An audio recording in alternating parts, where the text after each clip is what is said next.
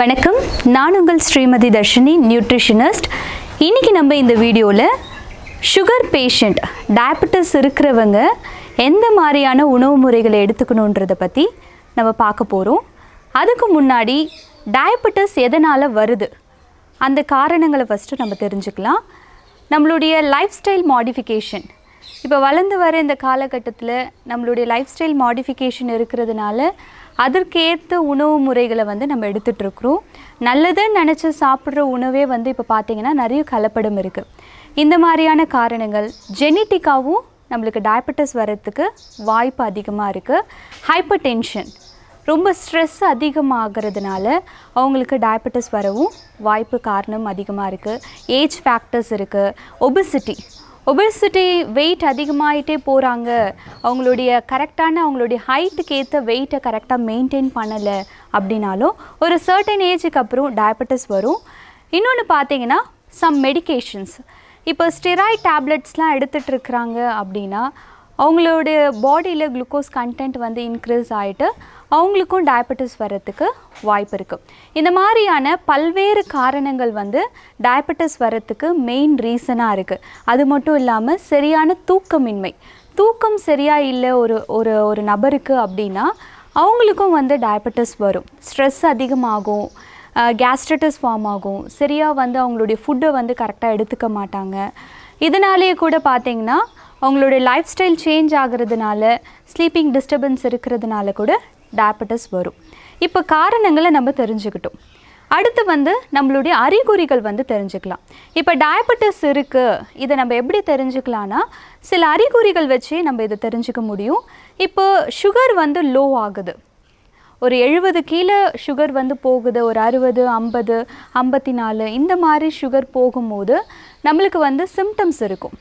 ஒரு மாதிரி தடன்னு ஆகலாம், நல்லா வேர்க்கலாம், மூச்சு சரியாக விட முடியாமல் போகலாம், தலை சுற்றுற மாதிரி இருக்கும், ரொம்ப சோர்வாக இருப்பாங்க, போய் படுத்துக்கணும்னு சொல்லுவாங்க. இந்த மாதிரி சோர்வாக இருக்கிறது, இல்லை மயக்கம் அடிக்கடிக்கு வர்றது, இந்த மாதிரி இருக்கும்போது, இல்லை லோ பிபியோ லோ சுகரோ இருக்கும்போது இந்த மாதிரி அறிகுறிகள் தெரியலாம். இதை நம்ம கேர்லெஸ்ஸாக விடக்கூடாது. இந்த மாதிரி சிம்டம்ஸ் சொல்கிறாங்கன்னா உடனே அவங்கள டெஸ்ட் பண்ணி பார்க்கணும். லேப் டெஸ்ட் மூலிமா நம்ம தெரிஞ்சுக்கலாம். அதே மாதிரி பார்த்திங்கன்னா சுகர் அன்கண்ட்ரோலாக இருக்கும் போதும் அதுக்கும் தனியான ஒரு அறிகுறி இருக்குது. இப்போ பார்த்திங்கன்னா அடிக்கடிக்கு நைட்டு எழுந்து யூரின் போகிறாங்க, யூரின் போகிற இடத்துல எரிச்சல் அதிகமாக இருக்குது, அடிக்கடிக்கு வருது அப்படின்னு சொல்கிறாங்க. இல்லை கை கால் குத்துற மாதிரி இருக்குது, நெருப்பில் நிற்கிற மாதிரி இருக்குது, கால் விரல்கள்லாம் மறுத்து போகிற மாதிரி இருக்குது, அடிக்கடிக்கு பசி எடுக்குது, ரொம்ப வேர்க்குது, இந்த மாதிரிலாம் சொல்கிறாங்க அப்படின்னா அவங்களையும் நம்ம டெஸ்ட் பண்ணி பார்க்கணும். இந்த மாதிரி நம்ம ஃபஸ்ட்டு அறிகுறி இருக்கும் போது டெஸ்ட் பண்ணி பார்க்குறோம். டெஸ்ட் பண்ணி பார்க்குற வேல்யூஸ் நம்மளுக்கு பார்த்திங்கன்னா சாப்பிட்றதுக்கு முன்னாடி ஒரு வேல்யூ எடுப்பாங்க, சாப்பிட்டு ஒரு 2 மணி நேரம் கழித்து ஒரு வேல்யூஸ் சொல்லுவாங்க. இது ஏசிபிசின்னுவாங்க, பிஃபோர் ஃபுட்டு ஆஃப்டர் ஃபுட்டு. இப்போ பிஃபோர் ஃபுட்டுன்றது 70லேருந்து ஒரு 110க்குள்ளே இருந்துச்சுன்னா அது நார்மல். இல்லை நம்ம சாப்பிட்டதுக்கப்புறம் ஒரு டெஸ்ட் எடுக்கிறோம், அது ஒரு 140க்குள்ளே இருக்குதுன்னா அது நார்மல். இல்லை கரெக்டாக அப்ராக்சிமேட்டாக உங்களுக்கு 110 அப்படி இருக்குது, இல்லை 140, 141 இந்த மாதிரி வேல்யூஸ் இருக்குன்னா உங்களுக்கு ப்ரீ டயபெட்டிஸ், அதாவது டயபெட்டிஸ் வர்றதுக்கு நிறைய காரணங்கள் இன்னும் கொஞ்ச நாளில் வர்றதுக்கும் வாய்ப்பு இருக்குது. இப்போயே கூட நீங்கள் உணவு முறையை உங்களுடைய லைஃப் ஸ்டைலை கொஞ்சம் சேஞ்ச் பண்ணிங்கன்னா இதை நம்ம கட்டுப்பாட்டில் கொண்டு வந்துடலாம். இதுவே சுகர் அதிகமாகிடுச்சு அப்படின்னா உங்களுக்கு ஒரு 400, 500லாம் இருக்குதுன்னா கண்டிப்பாக ரொம்ப அன்கண்ட்ரோலாக இருக்கிறதுன்னு நம்ம தெரிஞ்சுக்கலாம். இந்த மாதிரி சுகர் லோ ஆகுது, அதிகமாகுது, இந்த மாதிரி ஆகிட்டு இருக்கும்போது நம்மளுக்கு நிறைய ப்ராப்ளம்ஸ் நம்மளுடைய பாடியில் ஆகிறதுக்கு வாய்ப்பு இருக்குது. இப்போ சுகர் ரொம்ப லோ ஆகிடுச்சுன்னா இந்த மாதிரி அறிகுறிகள் சொன்ன மயக்கம் வரும், தலை சுற்றும் அப்படின்னா அந்த சமயத்தில் என்ன பண்ணோன்னா நம்ம சர்க்கரையோ இல்லை குளுக்கோஸோ ஒரு ஸ்பூன் எடுத்துக்கலாம்.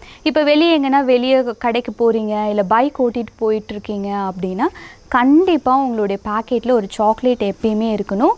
அந்த சமயத்தில் என்ன பண்ணலான்னா நீங்கள் ஒரு சாக்லேட் எடுத்து போட்டுக்கிட்டிங்கன்னா கரெக்டாக இருக்கும். வீடு பக்கத்தில் தானே இருக்குது, நம்ம அங்கே போய் பார்த்துக்கலாம் அப்படின்னு நீங்கள் கேர்லெஸ்ஸாக விடக்கூடாது. அது வேறு விளைவு கூட எடுத்துகிட்டு போய் விட்டுடலாம். சடனாக மயக்கடிச்சு விழுந்துட்டிங்கன்னா என்ன ஆகுறது? இதுவே வீட்டில் இருக்கிறீங்க, உங்களுக்கு இந்த மாதிரிலாம் மாற்றங்கள் இருக்குது அப்படின்னா கண்டிப்பாக உங்கள் கூட இருக்கிறவங்க கிட்ட, உங்கள் ஃபேமிலி மெம்பர்ஸ் இல்லை நீங்கள் ஒர்க் பண்ணுற பிளேஸில் உங்களுக்கு இருக்கிற க்ளோஸ் ஃப்ரெண்ட்ஸ் கிட்ட சொல்லி வைக்கணும். இல்லைனா உங்களுக்கு சடனாக நீங்கள் மயக்கடிச்சு விழுந்துட்டிங்கன்னா அவங்களுக்கு என்ன பண்ணணும்னு தெரியாது. சடனாக அவங்க வாயில் தண்ணி கொடுக்கறதுக்கும் வாய்ப்பு இருக்குது ஒரு பதட்டத்தில். அந்த மாதிரி பண்ணிட்டாங்கன்னா டைரெக்டாக அவங்களுடைய நெஞ்சை அடைச்சிக்கிறதுக்கும் வாய்ப்பு இருக்குது.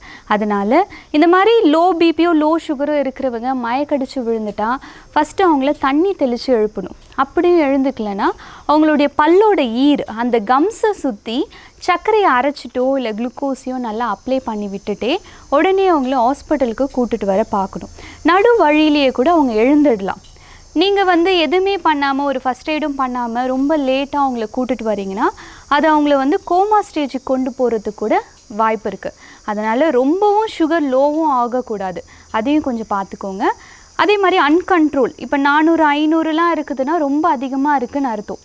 இந்த மாதிரி சமயத்தில் இதே மாதிரி மெயின்டைன் பண்ணிகிட்ருக்குறாங்க, சரியான ப்ராப்பர் ட்ரீட்மெண்ட் எடுக்கலை, மெடிசன்ஸ் எடுத்துக்கல, ப்ராப்பர் டயட்டில் இல்லை, கொஞ்சம் கூட அவங்களுடைய லைஃப் ஸ்டைலை சேஞ்ச் பண்ணிக்கல, ஃபிசிக்கல் ஆக்டிவிட்டியே இல்லாமல் இருக்கிறாங்க அப்படின்னா நாள் ஆக ஆக ஒவ்வொரு இன்டர்னல் ஆர்கன்ஸும் பாதிப்படைய ஆரம்பிக்கும்.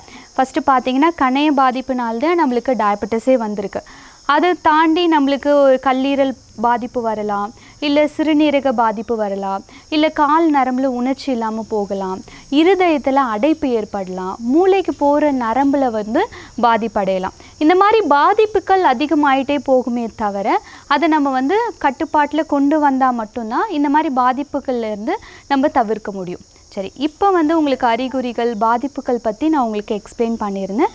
நெக்ஸ்ட்டு இப்போ பார்த்திங்கன்னா உணவு முறைன்னு நம்ம சொல்லும் போது நேரத்துக்கு ஃபஸ்ட்டு உணவு முறை எடுத்துக்கணும். இப்போது நேரத்துக்கு உணவு முறை எடுத்துக்கணும், தண்ணி நிறைய குடிக்கணும், நேரத்துக்கு தூங்கணும், தினமும் ஒரு 30லேருந்து 45 நிமிஷம் உடற்பயிற்சி பண்ணால் மட்டும் போதும். ரொம்ப ஒர்க் அவுட்லாம் பண்ணணுன்னு கூட கிடையாது. அவங்க காலையில் ஒரு அரை மணி நேரம், ஈவினிங் ஒரு அரை மணி நேரம் பண்ணால் கூட கரெக்டாக இருக்கும். இப்போ காலையில் எழுந்துக்கிறாங்க, ஒரு 6லேருந்து 6:30 மணிக்கு எழுந்துக்கிறாங்கன்னா எழுந்து ஒரு அரை மணி நேரத்துலேயே ஃப்ரெஷ்அப்லாம் ஆகிட்டு ஃபஸ்ட்டு ஒரு கிளாஸ் அளவுக்கு தண்ணி குடிக்கலாம். இல்லைன்னா சீரக தண்ணியோ இல்லை வெந்தயத்தை நைட்டே ஊற வச்சுட்டு காலையில் அந்த தண்ணியோடு கொஞ்சம் வெந்தயம் சாப்பிட்டா கூட சுகர் கண்ட்ரோலில் நம்ம வச்சுக்க முடியும். அதுக்கப்புறம் அந்த தண்ணி எடுத்ததுக்கப்புறம் கொஞ்சம் தூரம் வாக் பண்ணுறதோ, இல்லை ரொம்ப தூரம் நடக்க முடியலன்னா வீட்டுக்குள்ளேயே 8 போட்ட மாதிரி நடக்கலாம், இல்லை மூச்சு பயிற்சி தியான பயிற்சிலாம் பண்ணலாம். உங்களுக்கு நைட்டில் சரியாக தூக்கம் வர மாட்டேதுன்னா நீங்கள் தியான பயிற்சி பண்ணுறது ரொம்ப நல்லது. இல்லை ஸ்டெப்பு இருக்குன்னா வீட்டில் மாடிப்படியில் ஏறி இறங்கி கூட இது கூட ஒரு நல்ல எக்ஸசைஸ் தான். இல்லை சைக்கிள் ஓட்டுவீங்க அப்படின்னா சைக்கிள் கூட ஓட்டலாம். இந்த மாதிரி சின்ன சின்ன எக்ஸசைஸும் நீங்கள் பண்ணலாம். அதுக்கப்புறமா டீ, காஃபி, டிகாஷன் இந்த மாதிரி நீங்கள் ட்ரிங்க்ஸ் எடுத்துக்கிறதுக்கு பதிலாக நீங்கள் பால் எடுத்துக்கலாம். பால் நல்லது. ஏடு பாலாக சர்க்கரை எதுவுமே சேர்க்காமல் எடுத்துக்கணும். ஒன்ஸ் டயபெட்டிஸ் வரத்துக்கு முன்னாடி வேணால் நீங்கள் நாட்டு சர்க்கரை, கருப்பட்டி, பனங்கற்கண்டு, பனவெல்லம் இந்த மாதிரி ஆர்கானிக் முறையில் நீங்கள் சர்க்கரை யூஸ் பண்ணியிருந்தீங்கன்னா ஓகே. ஆனால் ஒன்ஸ் டயபெட்டிஸ் வந்ததுக்கப்புறம் நீங்கள் எந்த வகையான சர்க்கரை எடுத்தாலும் அது பிளட் சுகர் லெவலில் இன்க்ரீஸ் தான் பண்ணும். அதனால் சர்க்கரை இல்லாமல் நீங்கள் பாலாக எடுத்துக்கும் போது அதில் இருக்கிற ப்ரோபயாட்டிக் நியூட்ரியன்ஸ் நம்மளுடைய எலும்புகளுக்கு ரொம்ப நல்லது. ஈஸியாக டயர்ட் ஆக மாட்டீங்க, கை கால் மூட்டு வலி வராது. அதனால் நீங்கள் பாலாக எடுத்துக்கலாம். நீங்கள் டீ, காஃபி குடிக்கிறதுனால என்னென்னா உங்களுக்கு அந்த டைமில் ஒரு ஃப்ரெஷ்னஸ், ஒரு டயர்ட்னஸ் போகும், உங்களுக்கு ஒரு எனர்ஜிக்காக இருக்கும்.